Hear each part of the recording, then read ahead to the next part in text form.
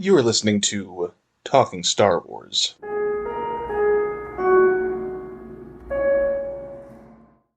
Hello, Star Wars fans. I am Connor, And I'm Alex.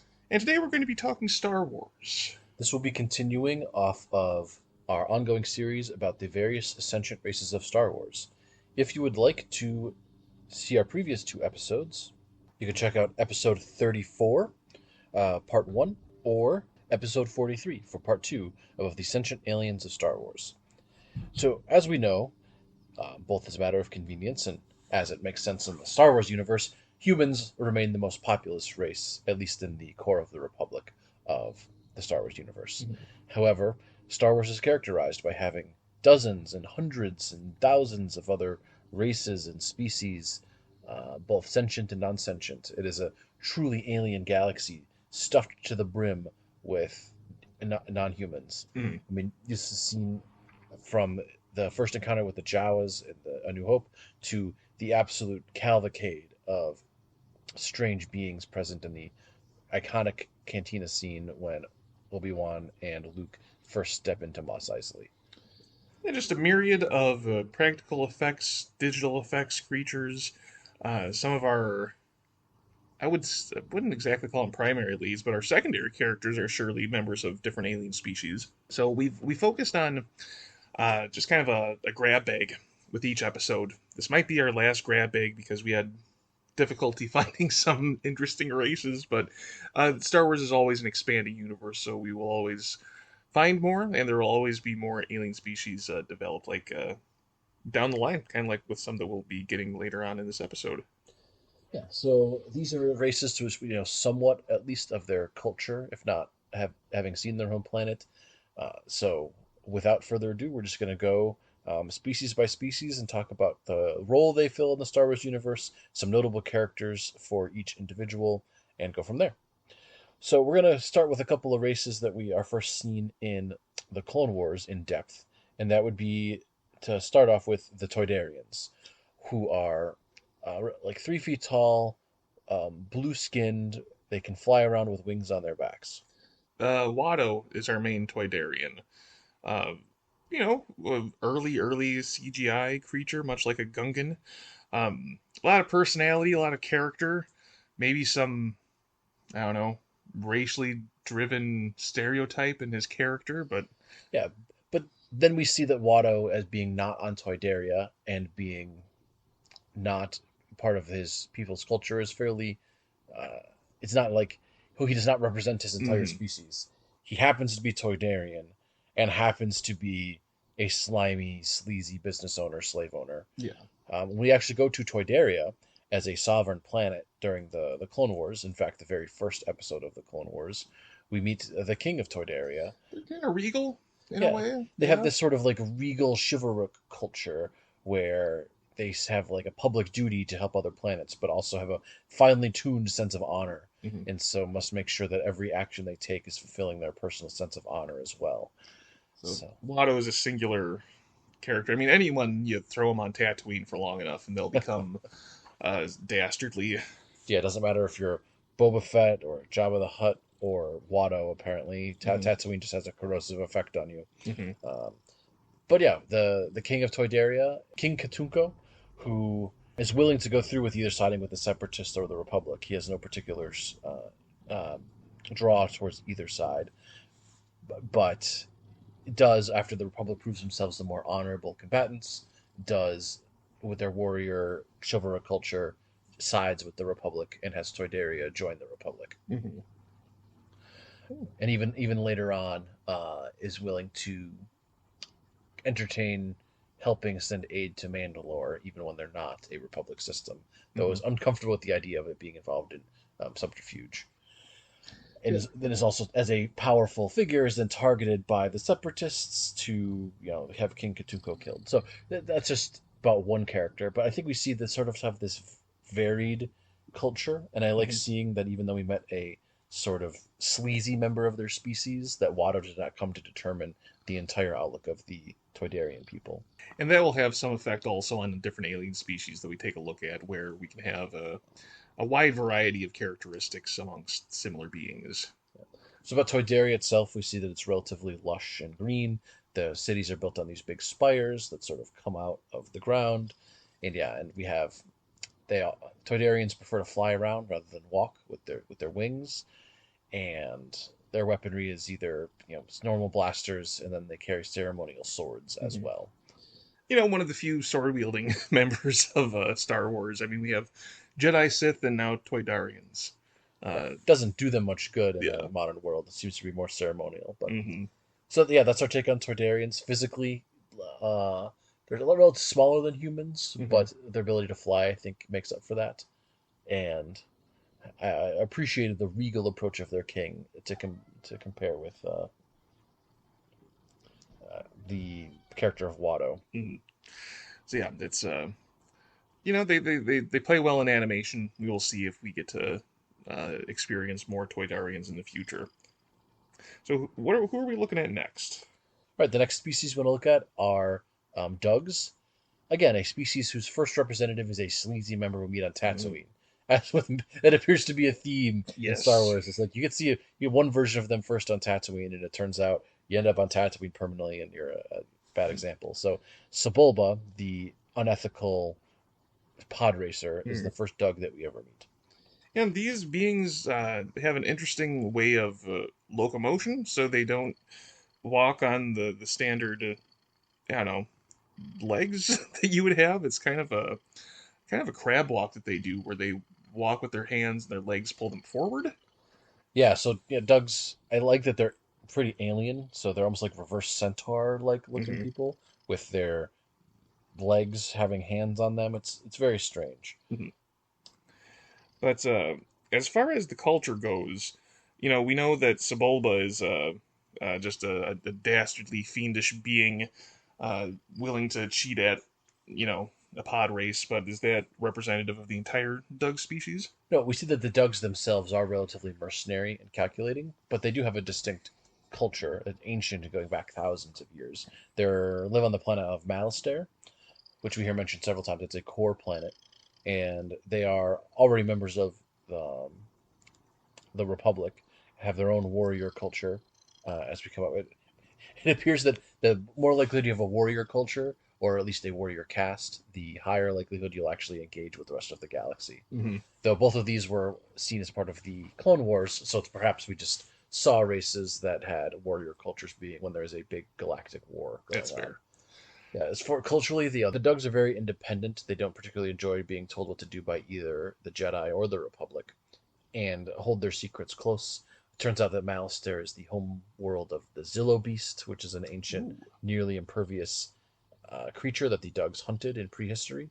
They have, but I like that we see like actual physical scrolls and cave paintings depicting their culture. Like hmm the Republic might have unified all these cultures and have this sort of unified approach, but the Dugs existed long before that and have their own art and artistry, hmm and we see their technology is even different. Like when they charge into battle against the Separatists, they have melee weapons and energy blasts that are different than the standard Grand Army of the Republic technology. Do we get to see many characters represented outside of Sebulba? Not really any specific characters. No, we have the Council of the Dugs that are present during the Zillo Beast arc in the Clone Wars. hmm But other than that, we don't see a lot of other Dug characters. It seems to be that the Dugs largely stay on Malastare, is where they're comfortable, and hmm we don't see a lot of Dugs that are present outside. A few mentions of a few minor characters here and there, but no one prominent enough that I'd want to call attention to them. And we get one on Tatooine because there's one of every alien on Tatooine. It is Oh, a well, hive of scum and villainy. it's where you wash up in Tatooine. It's hmm like hyperspace lane hub, and then you run out of money, and you're just sort of drifting there. It's hmm like Tortuga or the Waffles House in Atlanta. 1-to-1 exact comparison. All right. So going on to our next race, and this is one we don't have a ton of examples of, but is relatively prominent in the EU, and that is Devaronians. So, who's a prominent Devaronian? So probably the most recent prominent Devaronian was the large horned being that was with Din Djarin's heist crew when he worked with the two Twi'leks and the former Imperial sharpshooter to break a dangerous criminal out of prison as a job for that he needed to do. So we have a Devaronian in uh, that crew, and it was the one of the harder people for Din Djarin to defeat. Hmm. Played by the famous Clancy Brown of Highlander and other Star Wars fame Yeah. because he's multiple characters within the franchise. Yeah. The other most prominent Devaronian in canon would be from Star Wars Rebels, where we have Vizago from Rebels, a crime lord on Lothal, leader of the Broken Horn Syndicate. He is also a male Devaronian. Hmm. And so we can see, Devaronians have various sizes and various body types. Hmm. And we have a couple of female Devaronians. They have, sexual dimorphism just like humans do. They typically have smaller vestigial horns, but they're still big, burly, slightly human-like. They still have arms and legs and Hmm. walk upright, so they're near human, but big, burly, high-gravity world. And the males have big horns. Hmm. Women have smaller horns or no horns. And when we talk about horns, I mean, a Dathomorian Zabrak male can have several horns on their head. These are your typical two forehead devil horned beings. Uh, One of the famous ones is in the cantina scene on Mos Eisley on Tatooine. A little bit of history. There's a famous special effects artist by the name of Rick Baker, and if you ever heard of American Werewolf in London, he won the very first Oscar Academy Award for special effects makeup for that film. And he didn't get a start on Star Wars, but he contributed to the Mos Eisley Cantina scene because he was just a kid who loved making masks, and the Devil Man was one of his masks that he brought in, and along with the Wolfman creature. I know there's a species of Wolfmen in Star Wars, but Rick Baker is responsible for one of those as well. Um, Yeah. so yeah, it's just a matter of a part of why I love Star Wars, where it's just a grab bag of what do we have, what can we invent. It's like we need a sound for a laser sword. Let's hit some high intensity wire just to get some sound effects for blaster bolts bouncing off. Um, so having just okay, I've got a devil mask here. We were able to build this culture uh, 30, 40 years later and have it still remain prominent uh, in shows like The Mandalorian. So, yeah, as far as their culture goes, anything else that rings out as interesting Yeah, or we know true? relatively little about Devaronian culture. Yeah, just and confirming that we see a brief shot of a Devaronian for the first time in the Mos Eisley Cantina scene. The guy with the hairless guy with the big horns, Mhm. eagerly holding a drink. Uh, Grinning maniacally. yep. So that was a Devaronian. Really, all we know is that they're core species from the planet Deveron. They independently developed hyperspace travel and then became part of the nascent Republic after exploring their local area, and that's about it. There's a short story in from a certain point of view, The Empire Strikes Back, where Lando's head chef is a Deveronian. Um, but other than that, not really a whole lot else to say about the Deveronians. But they're big, they're powerful, they have horns, and uh, we meet a variety of them from honorable warriors to dishonorable warriors to crime syndicate Hmm. bosses. Give us a Deveronian Jedi. Give us a give us a Toydarian Jedi. Yeah. Just uh, we'll we'll get to that in a bit, but it's just interesting to see these villainous characters cast in a calm, serene Jedi light. So the next race we want to talk about after the Deveronians is the Evereni. I will be relatively brief about them. They are a race that was introduced in the phase at the end of the phase 1 of the High Hmm. Republic, where it turns out this is the secret species of Marchion Ro, the leader of uh, the Nihil, and we learn all about the history of the Evereni. Uh, there's a whole there's a whole comic that just explores um, the history of the Evereni, so I won't go over it. But basically, over the whole thing, basically they were on a planet that had a cataclysm, which made their culture go from very welcoming and collaborative to very self-interested and suspicious, to the point they had like this incredibly intricate social system of insult and reprisal and destruction, and then they finally managed to leave their system, half of them betraying the other half. And it turned out their culture had become so overtuned with sense of danger and paranoia that they just have this instinctive occasional need to just make themselves safe by killing or taking over everything they come into contact with, just due to the death nature of their planet. They have gray skin and solid black eyes. They have very sharp teeth and claws that help them survive on their homeworld.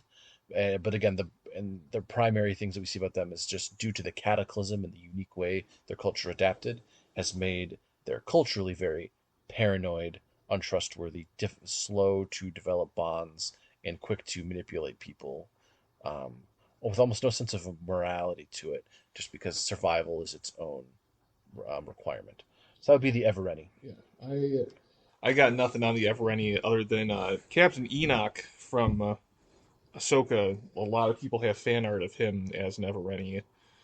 They look like dark elves. Your typical dastardly dark elves. That word's coming up a lot in this episode, dastardly. But yeah, I'd be happy to see one of these in live action to see what sort of a fatalistic warmongering race could bring to the Star Wars universe. Hopefully, we get to see some in Star Wars Acolyte, some uh, even some after effects of their conflict with the Jedi at that time. Yeah, they almost have a reputation as being these wandering vagabonds during the High Republic period, and they're not considered very trustworthy, Hmm. which they enjoy living down to. Sure. All right. So going on to our next race, then we have the Zygerrians, most prominently featured in the Zygerrian arc on the Clone Wars series, but also having been mentioned in other works such as Tempest Runner, an audio drama set during Phase One of the High Republic. So Zygerrians are a furred uh, beings with largely purple coloration from the planet of Zygerria. Connor, what are your take on the Zygerrians? I see one holding a light whip. This is another reason for me to watch the Bad Batch because I'm a sucker for a good light whip. If you hear our episode on Tales of the Empire, there's a character named Lumia uh, who has a specific kind of headdress that we see in a character from that show in the comic books, the Legends comic books and books themselves. She wields a light whip. Yeah, they're not That's light whips; bitchin'. they're slaving whips. So Are they made out of light energy? it's kind of sort of like the electro stabs that the Magna Guards use. So Okay. they're lightsaber resistant, but they don't use a kyber crystal, Hmm. so they don't cut through anything like a light whip would. That's fair. But yeah, Zygerrians, Getting again, close. physically, they're sort of cat-like with like slitted eyes and ears and fur. Culturally, they are horrific slavers who ran the largest slaving empire in the galaxy. It was shut down by the Republic, but even at that point, they still operate clandestine slaving rings Hmm. and are not members of the Republic. And in fact, joined the Separatist Alliance during the Clone Wars. So, prominent figures that we get from this species? We have the Queen of Zygerria who enslaves Anakin. That's right. We don't get a lot of specific. Oh, at this point, I don't think we've seen an honorable Zygerrian or a Zygerrian who has escaped from their culture. Hmm. They appear to be very insular and they're mostly devoted to the same thing, which is dominance through power. Obi-Wan is able to goad a Zygerrian into hand-to-hand combat by questioning his honor and virility. So they have a honor-bound culture that's all about hierarchy and caste. Either you're a slave or you're not, Hmm. and the implication someone might be enslaved by another when there's Zygerrian is a high insult. They seem to favor monumental architecture, very large ziggurats and stone buildings. Uh, Made, no doubt, through slave labor. yes, and they have they've colonized nearby moons where they have like mining facilities, like one built in the caldera of a volcano. So yeah, architecturally, we have a lot of like almost neo brutalist uh, ziggurats seems to be the thing of the day. Hmm. They fight with a lot of both blasters and with these electro whips. Yeah, and they hold a grudge against the Jedi for shutting down their slaving empire a while Hmm. ago, and to want to reestablish it is what we see them. So that's the Zygerrians as I see them. Connor, what else do you have to say about our furry slaving friends? I'd say these seem to be ripe for a live action uh, adaptation in some way. Just seeing where they're at after the Empire falls with the New Republic and how they have to survive during that, or going back 100 years into the time of Acolyte just to see what these creatures would be like. Or not creatures, they're beings. They're not beasts, even though their motivations are beastly to enslave others. Um, Yeah. The only other appearance of Zygerrians in a significant context outside of the Clone Wars was there was an arc in the audio drama Tempest Runner where protagonist slash horrible villain Lorna D, as part of her childhood trauma, was captured and sold by Zygerrian slavers after her uh, erstwhile boyfriend turned on her and sold her into slavery. So, Hmm. So yeah, slavery's bad. yep. And then we see the Jedi cracking down on Zygerrians, Hmm. which makes sense given what they say in the Clone Wars 200 years later. So, Hmm. so that is the Cool. Zygerrians. Our next species we're going to look at, which we have just a couple of example of, are the Dowutin. So So, the most prominent member of the Dowutin we see is Pan Eta, another of the Tempest runners from the High Republic Phase One, leader of the Nihil. Dowutin society, we learned they're very large. So Dowutin are like 9 feet tall, 8 feet tall. They're very burly. They have like these front-facing horns. Oh, Um, chin horns? yeah, yeah. they have chin horns that never stop growing throughout their whole life, and Dowutin never stop growing through their whole life. So as Hmm. they get older, they just get larger and larger, and they can live a very long time. That's scary. Just looking at the pictures of the Dowutin, I don't know if this is the first instance of one, but in the Force Awakens uh, rendition of the Mos Eisley Cantina scene, we see someone who is later revealed to be a First Order That spy. was yeah. Baze Nateen Yeah. was sort of curled up with the Dowutin. Hmm. So Who is just enormous. yeah, we learn from Pan Eta in the High Republic. We learn about Dowutin culture. And it's actually interesting take compare contrast with the Wookiees in that Dowutin are a very long-lived species with a fairly normal fertility rate.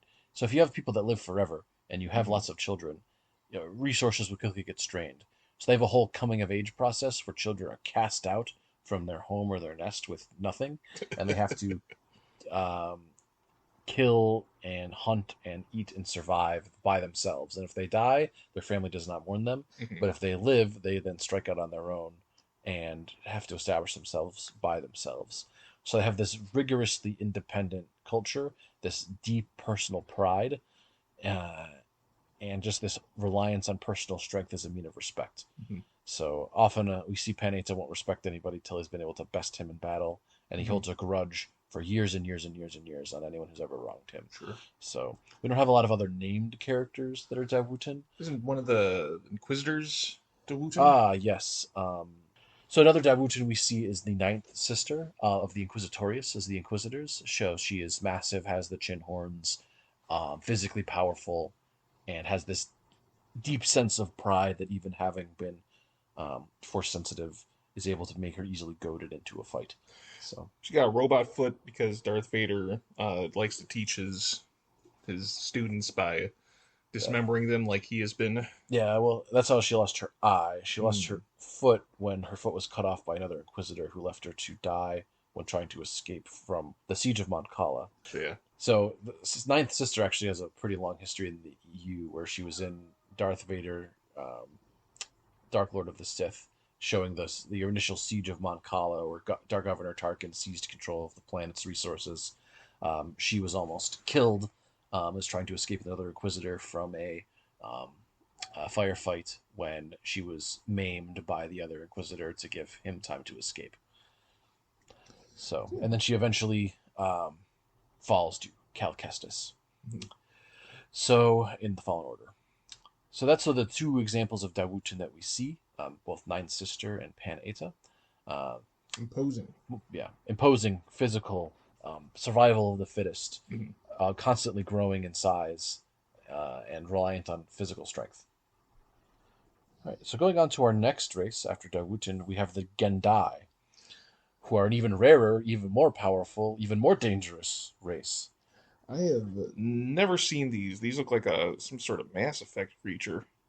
So we have two examples of the Gendai species, who are known to be rare, long-lived, and insular. Oh. So the first one, which first appeared in the now non-canon Gennady Tartakovsky Clone Wars series, was Dirge, the bounty hunter that came after Kenobi and was able to be dismembered and just regrow his limbs and had to be like blown to pieces to be defeated.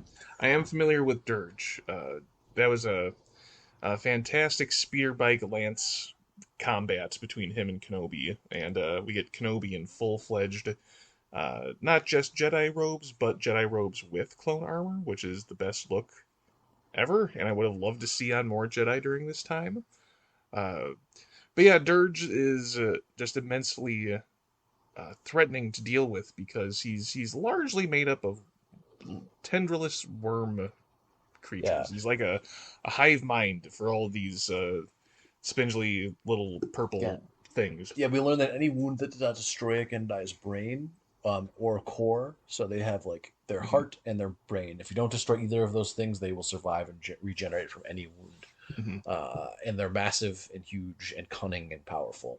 So Dirge is actually in canon now. He appeared in the Dr. Aphra comic, and where he was actually immune to several toxins and mind control like parasites that were otherwise affecting people because he's a Gendai. Before he could claim the bounty on Dr. Aphra, she spaced him, which he survived because he's a Gendai, but he was really unhappy about being thrown into the vacuum of space. Yeah. So I would be too. That'd be that's Dirge, and then the other Gendai that we meet is actually in Jedi Survivor, and that's interesting. I would that moment in the Clone Wars series where you're just sitting with Obi-Wan having to consider how to deal with this seemingly unkillable being is fantastically thrilling. So to kind of be behind the wheel of that yourself sounds like it'd be for just as exciting of combat. Yeah, so the Gendai that we see in Jedi Survivor's name is Ravis, and one reason that they used a Gendai for this role is that Ravis has been around since the time of the High Republic, 200-300 years earlier, and it was loyal to an imprisoned and frozen High Republic Jedi who had won his respect. So we see Ravis, and he is an antagonist in that game, and he has a boss fight and everything, and he is incredibly difficult to defeat. You can regenerate from almost any wound, dressed in this massive suit of armor. And we learn more about them culturally. They very rarely ally with other species. They're largely isolationist and resist others violently. But if you win one Gendai's respect, they have sort of a similar to the Wookiee life bond, where they will then pledge themselves to another person who they see as stronger than themselves. Yeah, that immortality is pretty imposing. Just because, if nothing damages one of their cores, they could just keep on keeping on. So I'm looking at this tendrily, spindly, tentacle mess coming out of this Mass Effect armor, and it's another reason to play Jedi Survivor. That looks fun. Yeah, and we know they have a deep sense of honor when in combat, which is why they rarely venture. Why Dirge thought that the Clone Wars would give him a chance to prove himself, and why Ravis has not bothered to involve himself in other conflicts until the time of the game of Jedi Survivor. So they find honor through combat, and they need worthy opponents to fight. So if Star Wars, if you're looking for a new villain to take the reins for your new Jedi Order movie, it seems like one of these species would be a formidable foe. Or give us like a Gendai gardener. Like probably not all the Gendai who are still on their home planet are presumably not wearing giant suits of armor, just waiting to fight people. So yeah, give us a Gendai bartender. Yeah. Or maybe they wouldn't bartend, but like, oh, this is like the Gendai librarian who has amassed so much knowledge over time. So I love it. All right. So that is the Gendai. Our next species to talk about today are Ugnaughts, who are first seen in Cloud City in The Empire Strikes Back, and their culture is significantly expanded on in The Mandalorian seasons 1 through 3.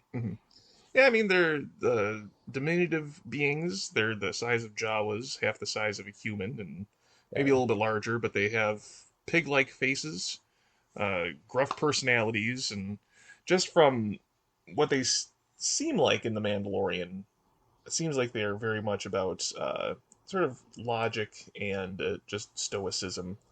The phrase "I have spoken" is something that comes out of one of the main Ugnaught characters, and it's like, hey, this is how it is. We're moving on now. But again, Ugnaughts are actually interesting because we actually get a variety of individuals. Like we have the most honorable Ugnaught that we see is Queel, who is a droid smith and engineer who retired to his own farmstead and who passes on his wisdom to Din Djarin. Mm-hmm. But then we also see that there are Ugnaught criminals and pirates. Hmm. Part of Hondo Ohnaka's crew during the Mhm. Rebel series, his first mate for a while, are Ugnaughts after he frees a series of Ugnaughts from an Imperial prison. Mhm. And then we also see Ugnaughts working as droid smiths in The Mandalorian Season 3 for this sort of utopian planet.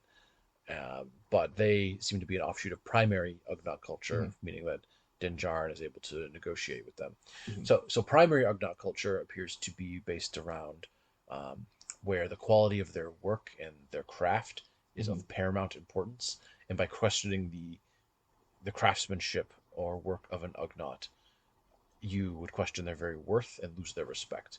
Just realize that Star Wars has dwarves and they're Ugnaughts. That's pretty great. Yeah, a little bit leaning into sort of that archetype, though without the beards, the drinking, and the martial prowess. Mhm. More leaning into this sort of personal sense of honor, Yeah. where someone's respect and name and deeds are very important.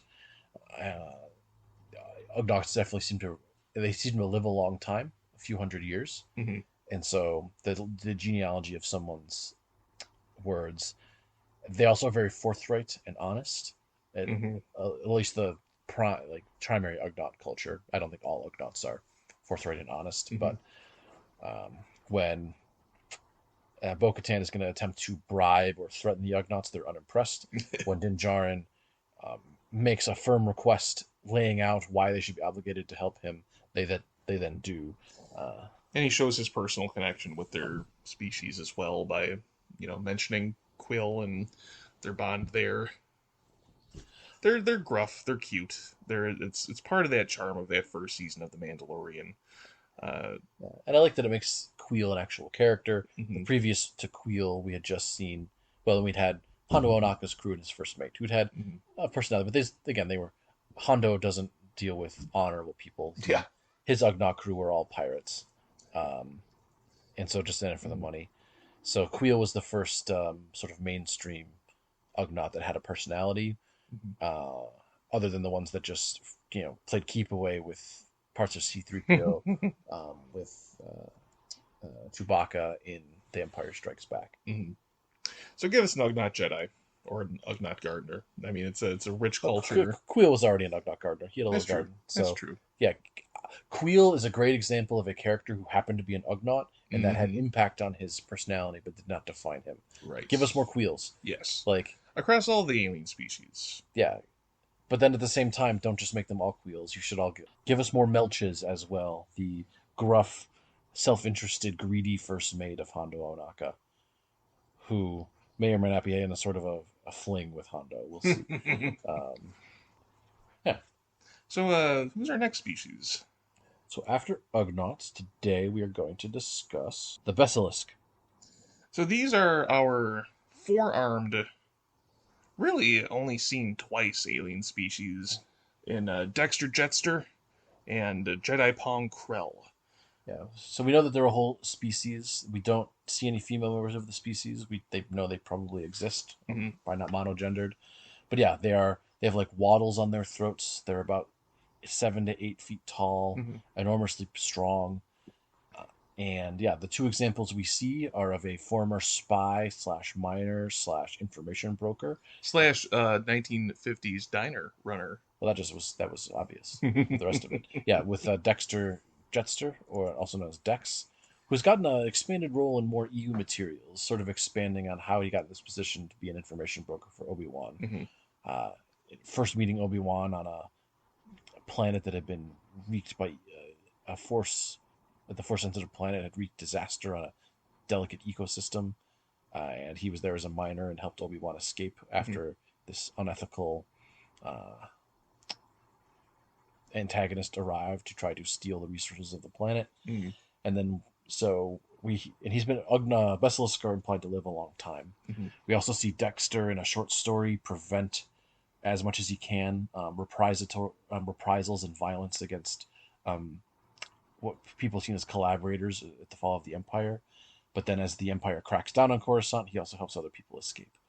So we see him during the fall of the Republic or the fall of the Empire, and how life has just sort of taken a downward spiral. His deck diner is closed, and he Mhm. no longer has a job. He also has one of the most fabulous mustaches of any Star Wars character, Yeah, and it's fairly yeah, subtle, but it's also mhm. very mustachioed. There's so So much going on when you look at Dexter. It's hard not to notice the mustache at first, but yeah, it's there. yeah. So then you have the clean shaven and far more evil Besalisk Hmm. with Pong Krell, wielder of two double bladed lightsabers and straight up fallen dark Jedi, revealed on the Umbaran arc.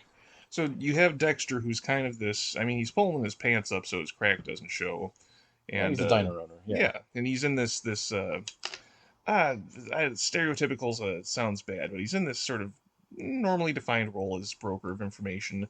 But if you can imagine Goro from Mortal Kombat wielding two lightsabers that are double-sided against a clone battalion, that is quite imposing, quite frightening. Uh, we see that Pong is starting to fall to the dark side, starting to seek out dark side practitioners, perhaps, and uh, going very far in order to sabotage the efforts of the Jedi during the Clone Wars. yeah. So to see what else we know about Besalisk. Um, their home planet was Ojam. We don't have a lot of other prominent examples of Besalisk. They had been part of the Republic for a long time, Mhm. and so of course some could be force sensitive, but otherwise we don't get um, a lot of information about them. Mhm. So, yeah, they're give us another live action adaptation. Give us some background characters. I think that what Star Wars does best is take these one-off background characters and develops them into a culture or develops them into specific characters. One such species, which I think we'll end on today, is one that needs that Queel, who needs that individual character, because when I say Gamorrean, in your head you say guards afterwards, and the Gamorreans are largely sequestered to being guard-like characters in the on-screen Star Wars media, whether that be for Jabba in Return of the Jedi or for Boba in the Book of Boba Fett. But they are our sort of green, pig-like creatures. Luke Skywalker has no qualms about force choking a couple of them to get through on his way to Jabba. Um, but they're lovely, again, practical creatures brought to life. Yeah. We have very little about Gamorreans in current canon. They had some information in the Legends canon, but really the only place we see Gamorreans in the current canon are really Tatooine or sort of in passing as background characters. Mm-hmm. Um, so they sort of are also another pig-like creature. Um, their homeworld is apparently Gamor, a jungle world, uh, and apparently the technology level is not very high, which is why they often just go off world with other races as Mm-hmm. well. They have trouble speaking Basic most of the time. But yeah, other than that, we know very little about Gamorreans. They are strong, powerful, and they do have a personal sense of loyalty, and they are sentient. We do see two Gamorreans voluntarily joined in Jarn's Mm-hmm. entourage. Uh, If you ever played the older version of Star Wars Battlefront and Battlefront 2, you'll see that no matter what character you are, you could be Darth Maul, and if you go up against a Gamorrean guard is going to win out in the end. yeah. Also, enemies in the board game Imperial Assault. So they're also enemies there. But yeah, we don't get a lot of Gamorrean culture. Do they have like I want Thrawn to like walk me through a Gamorrean art exhibit and tell me what it means about their people and how they've been colonized and oppressed, or how their young men hire themselves out as mercenaries to prove themselves and win mates back in Gamor, or how there was an ecological disaster on their planet and now they must struggle as wayfarers just in an uncaring galaxy. Mm-hmm. Any of those options are good. So just tell me what happens with the Gamorreans. But all we know for now is that they're physically strong, likely from the planet of Gamor, don't really speak Basic very well, and appear to have individuality and preferences. So I think to sum up when it comes to sentient species, uh, Alex and I often talk about like what else out there is like a Star War. What is another franchise that is uh, carrying on for so long, telling multifaceted stories. Yeah. I think about fantasy stories, and you have your elves, your dwarves, your orcs, your goblins, your humans. Yeah, but even there, I mean, even the most rich fantasy story is like, oh, we threw like 6 other species at the wall, maybe Mhm. 10, and we're calling it a day. But the only other science fiction story I can think of that has the sheer breadth Mhm. of like species would be Star Trek, really. And most, for better or worse, are people with things glued on their foreheads and ears. Not to poo-poo on Star Trek, because if without a Star Trek, there wouldn't be a Star Wars, and it's two franchises that feed off of each other. But yeah, we get that same idea in Star Wars, where we get to explore different cultures, different backgrounds, and what they bring to the table. And Ugnaughts were introduced in 1980, and then in the 2010s, we get to see our first Ugnaught supporting character with a personality, backstory, and motivation, and even a heartfelt demise. So Yeah. it's never too late to take a Gamorrean guard, or to take a Devaronian and develop them and give them some spotlight, give them some interplay, interference, integration into the story. Yeah. And I think in this way, the other franchises we can look at that's doing something similar is Mass Effect, with its large number of sentient alien races all working together. Though the world of Star Wars is inherently larger and with more species and deliberately more ancient. Everything's happened recently in Mass Effect. In Star Wars, everything's been around for tens of thousands of years. So, We have cultural clashes that have been going on, where uh, Wookiees and is it Trandosians? Trandosians, Yeah, yep. have had just conflict for ages. Yeah, and humans and Trandosians. And Trandosians and Trandosians. Those Trandosians, they're ruining Trandosia. Yeah. But yeah, as Star Wars unfolds, we may come back and take a look at other alien species. But any final thoughts on sentient species? No, we will likely do another one of this once we've scraped together enough other unique alien species we actually know enough about to discuss, as more cultures get explored in other parts of Star Wars. So thank you for listening to our survey of sentient species in Star Wars today, and we will talk to you again soon. We'll see you sometime soon in a galaxy right here.